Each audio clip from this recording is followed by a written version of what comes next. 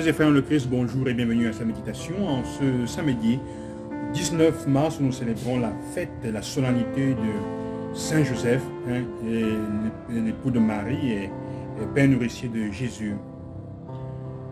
Saint Joseph est un des personnages, sinon le plus silencieux qu'on puisse avoir dans la parole de Dieu, dans l'Évangile. Il ne parle jamais, mais c'est un homme dont une grande partie, une grande charge repose sur ses épaules aussi. Le fait de prendre soin de Marie et de Jésus, le fait aussi d'accepter que ce soit par lui qu'advienne l'incarnation de notre Seigneur. L'Église le reconnaît comme protecteur de l'Église, un homme silencieux, protecteur de l'Église, et c'est aussi le Père de la Providence. Ça veut dire c'est celui à qui on s'adresse quand on a besoin, notre Église, d'être soutenu de quelque chose pour vivre. C'est le Père de la Providence, mais c'est l'homme le plus silencieux. Ce que Joseph nous enseigne par sa vie et par dont les évangiles nous parlent aujourd'hui, ce que je voudrais retenir, c'est la capacité de cet homme de dépendre d'une certaine parole, d'une certaine façon, de ses rêves, de ses songes. Un peu comme Joseph dans l'Ancien Testament, le fils de Jacob. Dépendre de ses songes. Ça veut dire quoi? Ça veut dire que dans la parole de Dieu, tout ce qui arrive, toutes les fois qu'il change ses plans, c'est parce que Dieu lui parle à travers le rêve. Dieu entre dans sa vie à travers les rêves. C'est un homme qui rêve.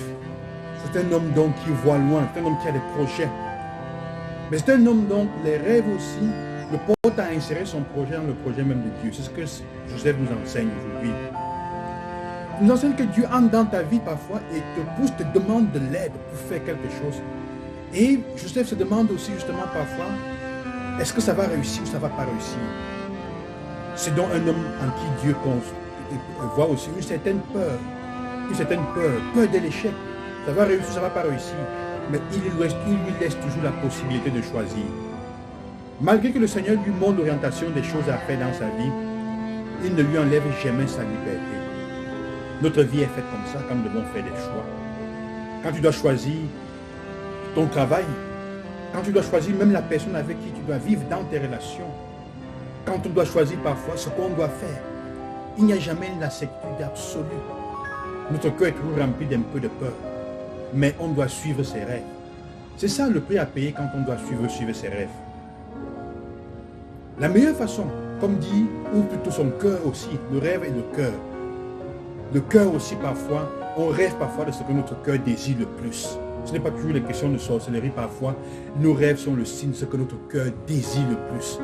Si tu veux connaître parfois ce que ton cœur veut le plus, regarde bien ce que tu rêves. Demande, aie la grâce de te souvenir de tes rêves parfois. Et comme disaient les paroles de Dieu il y a quelques jours, il n'y a rien de plus mauvais que le cœur de l'homme. Alors, quelle est la meilleure façon que nous avons? C'est un oiseau qui peut-être dit j'ai raison, mais quelle est la meilleure façon que nous avons, la meilleure manière pour que notre cœur et nos rêves soient les plus illuminés possible? C'est de laisser les confronter avec la parole de Dieu. C'est ce que Joseph fait. Il nous enseigne aussi que notre rêve est le lieu où Dieu parfois s'insère. Il s'insère et il te donne ce que tu dois faire. Mais il faut le discernement. Et le discernement, c'est la parole de Dieu. C'est toujours la parole. Discerner.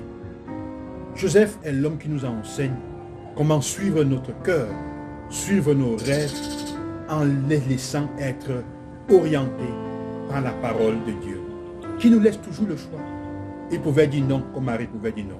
Mais il choisit de dire oui, parce qu'il voit que son projet, en fait, n'est pas hors de la volonté de Dieu. Mais il n'a aucune certitude, sinon celle selon laquelle Dieu ne peut pas le tromper. Que le Seigneur nous accompagne dans notre vie, que Saint Joseph soit pour nous un modèle pour les hommes de père, nourricier, qui prend soin de sa famille, un modèle aussi pour ceux qui ne sont pas, disons, pères biologiques, d'hommes de providence qui est capable de se battre pour que les autres autour de lui aient ce de quoi ils ont besoin. Mais surtout l'homme du silence. Les personnes qui ont vraiment grande capacité le font dans le silence et dans l'humilité. Ce n'est pas en bavardant beaucoup qu'on obtient beaucoup de choses ou qu'on réalise beaucoup de choses. Les personnes les meilleures qui font beaucoup de choses souvent autour de nous sont celles qui souvent ne parlent pas. Que le Seigneur vous donne la grâce aussi de l'humilité et de la discrétion. Bonne journée et à demain. Loué soit Jésus-Christ.